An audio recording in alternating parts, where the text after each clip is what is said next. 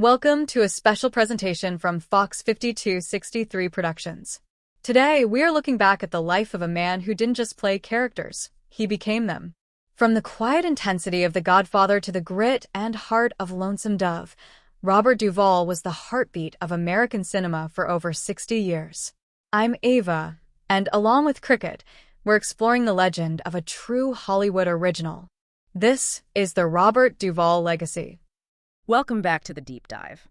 You know, we spend so much time in our culture talking about the next big thing. Who's the new breakout star, who's trending, and it's all very fast, very bright, and, well, usually very short-lived. It is. It's a sprint, not a marathon. But today, I want to do the opposite. I want to talk about true, undeniable longevity.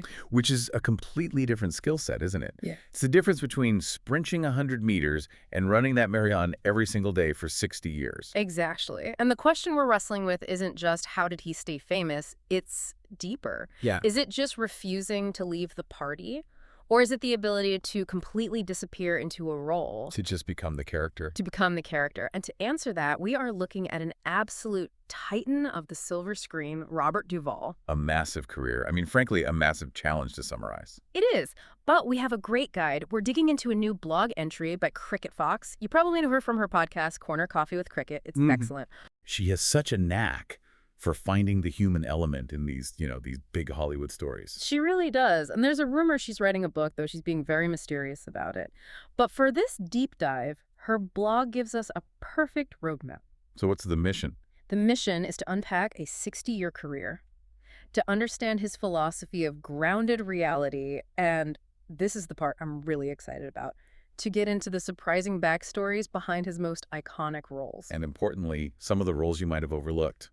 What I love about this source is that she treats him as a craftsman, not just a celebrity. It's a case study in consistency and in the art of not overshadowing your co-stars. That idea of not overshadowing is so interesting to me, especially in an industry basically built on ego. But before we get to the philosophy, we have to talk about the scale here. I mean, when we say range, what are we actually talking about? Well, Cricket breaks it down perfectly. On one end of the spectrum, you have his film debut. It's 1962. Yeah. The film is To Kill a Mockingbird. A total classic. And he plays Boo Radley. The silent shadow, as the blog calls him. And just think about the difficulty of that role. He has 0 lines. 0. He's the neighborhood boogeyman who turns out to be a hero. He has to convey a lifetime of isolation, of fear, and gentle protection without saying a single word. He's a ghost. Okay, so then you slide the fader all the way to the other end of the mixing board. And you get the smell of napalm. You get Lieutenant Colonel Kilgore in Apocalypse Now. 1979. Shirtless, cowboy hat in a war zone, loud, commanding. I mean, he is literally striding through explosions without even flinching. It's the most external, commanding performance you can imagine. To go from the silence of Boo Radley to the roar of Kilgore, that is the definition of range. But here's the catch. Cricket argues that even though those roles are opposites, they share the same DNA. She calls it grounded, gritty reality. Now, that sounds great, but what does it actually mean when you're watching it? It means an absence of, of vanity. The source points out that Duvall never seems to be trying to, win the scene. Win the scene. Yeah. Exactly. We've all seen actors who do that, right? Yeah. They suck the air out of the room because they want you to know they're acting. Right, the whole look at me, I'm crying technique. Exactly. Duvall does the opposite. He just retreats into the character. Yeah. Cricket knows he uses that look and this subtle delivery. He anchors the reality so firmly that everyone else in the scene has to step up their game just to match him. So he kind of forces the movie to be more realistic just by being there. That's a great way to put it. Yeah. And because of that, he never overshadows his co-stars. He elevates them. Although he certainly knows how to deliver a line that just sticks with you forever. We have to touch on the big one from Apocalypse Now. I love the smell of napalm in the morning. It's iconic, it's on t-shirts. But why does that line work so well? It works because he isn't playing it like a joke. He isn't winking.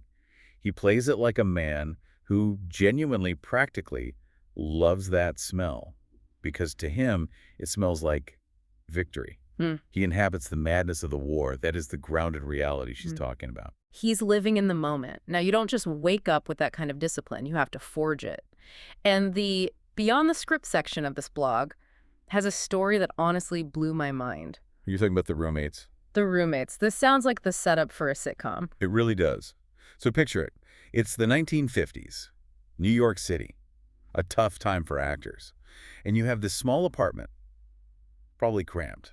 And living there are three struggling, completely unknown actors. Robert Duvall. Dustin Hoffman. And Gene Hackman. Can you imagine being a fly on that wall? The arguments, the rehearsals? It's incredible. But Cricket Fox highlights this for a reason.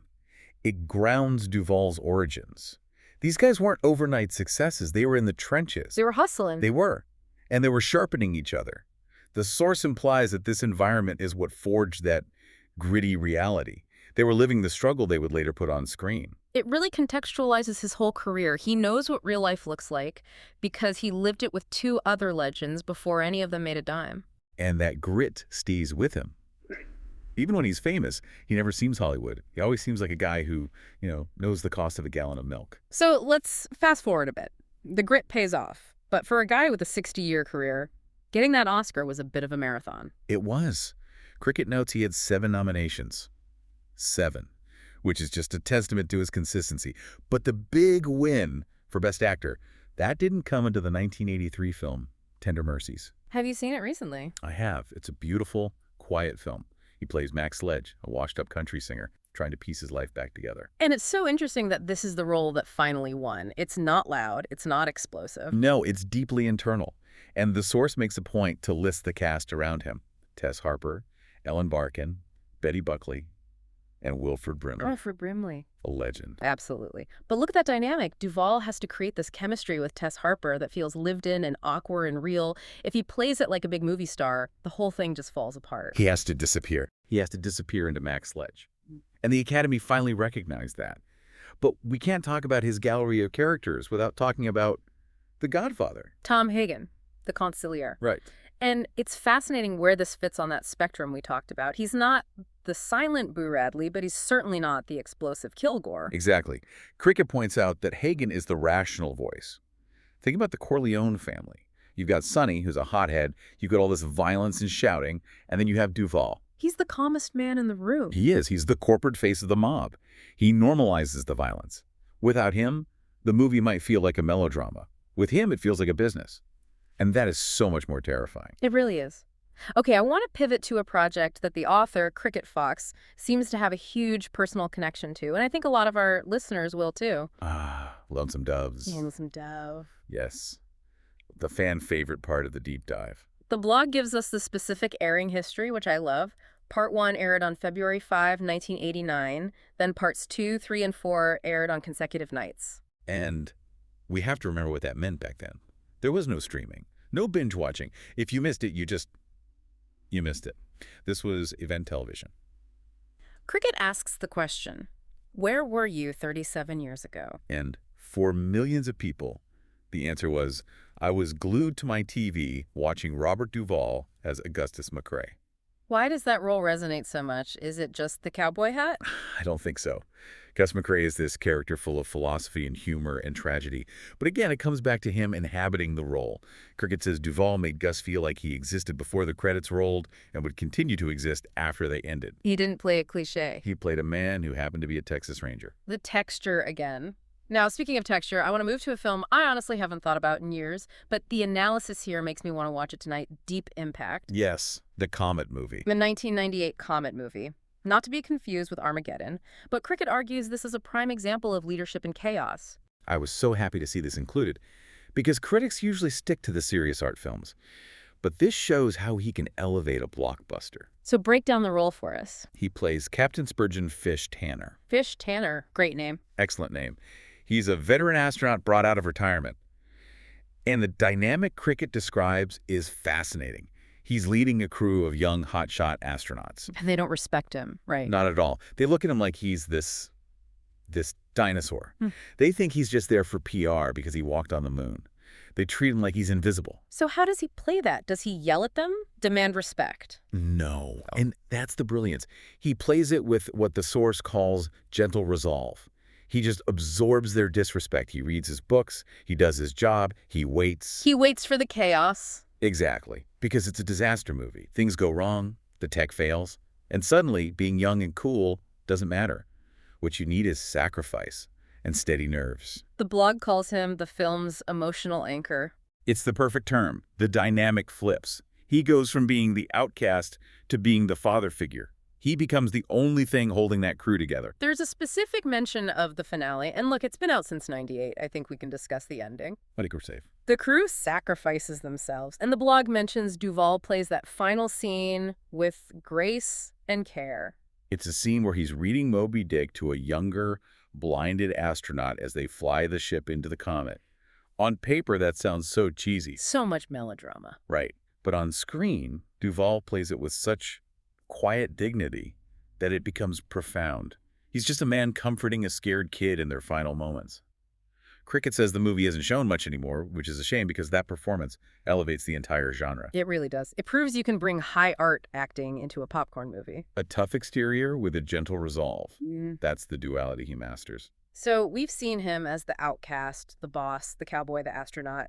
But there is another level to his career where he stops waiting for the phone to ring and takes the reins himself. This is the most inspiring part of the analysis for me. Total creative control. The film is The Apostle from 1997. A passion project in the truest sense. He didn't just star in it. He wrote it. He directed it. And, this is the kicker, he put up his own money to get it made. He self-financed it. He did. The studios wouldn't touch it. A movie about a flawed, violent, charismatic Pentecostal preacher. They didn't see the market. That is a massive gamble. Millions of his own dollars. It is. But Cricket introduces a concept here that I love. The gap to create. The gap to create. Let's unpack that. It's the distance between having a vision in your head, a story you know needs to be told, and that story actually existing. For most people, that gap is bridged by permission. A studio says yes, a boss says yes. But Duvall realized nobody was going to build that bridge for him. So he built it himself. He bet on his own craftsmanship, and the result? It's widely considered one of his greatest performances. He got nominated for Best Actor again. It's amazing. If he hadn't written that check, that performance would just be a daydream.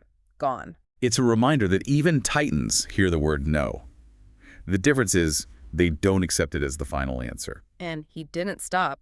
The blog brings us all the way up to the judge. Right, playing the veteran judge accused of a crime. And the source notes a specific record here. That role made him the oldest male nominee ever at age 84. 84. I mean, most people are 20 years into retirement. Duvall is going toe-to-toe with Robert Downey Jr. and delivering Oscar-worthy work. It really reinforces that idea of a masterclass. And when you look at the other films mentioned, it's just hit after hit of interesting choices. Cricket lists some great ones. M.A.S.H., The Natural, with Robert Redford, Network. Phenomenon. A phenomenon. I totally forgot he was in that. He plays the small-town doctor, right? He does, and that's the point Cricket makes. He would choose these roles that are subtle, but you remember them.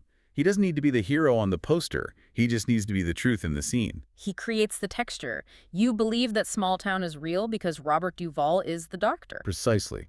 He fits into the world. He doesn't break the spell. So, as we wrap this up, we've looked at the roommate days, the Oscars, the blockbusters, the self-financed risks. What's the core takeaway here? Why does Robert Duvall matter to someone just looking for something to watch tonight? I think it comes back to that final summary in the source. Robert Duvall doesn't just play characters. He inhabits them. He inhabits them. In a world of fast content and fleeting fame, Duvall represents craftsmanship, the long game. Whether he's loving the smell of napalm or quietly tending to a ranch, he is a storyteller first and a star second. That is such a powerful distinction. And that's why we're still talking about him 60 years later. Yeah. That's why someone like Cricket Fox is writing about him today. Because that kind of quality, it doesn't age. Trends fade, but truth doesn't. You know, that concept, the gap to create, really stuck with me. It's a strong one. It is. And I want to leave our listeners with a thought on that. Duvall put up his own money for The Apostle. So here's a question for you listening right now. Where in your life are you waiting for permission? That's the question. Are you waiting for a boss or a partner or the right time to say yes? What's that project or idea you have, a book, a business, a move, where you're just staring at the gap? And what would happen if you stopped waiting and just built the bridge yourself? What could you achieve if you put up your own money, metaphorically? It's a scary thought, but looking at Duvall's career, it seems like the only way to build something that really lasts. It's the difference between dreaming and doing. Something to mull over. A huge thank you to Cricket Fox for the inspiration today. We'll be keeping an eye out for that rumored book. In the meantime, we definitely encourage you to go back and watch Tender Mercies or The Apostle, or even find Deep Impact and watch it with fresh eyes. Watch it for the acting, not just for the explosions. You won't regret it. Thanks for listening to The Deep Dive. We'll catch you next time. You've been listening to a deep dive into the legendary career of Robert Duvall. For more stories from the intersection of sports, cinema, and life, visit us at Corner Coffee with Cricket or follow the journey at Fox 5263 Productions. Whether it's the Adelaide Crows, Cricket's Wool Diary, or Fox Den Sports, there's always a fresh cup of coffee waiting. I'm Ava. Thanks for listening.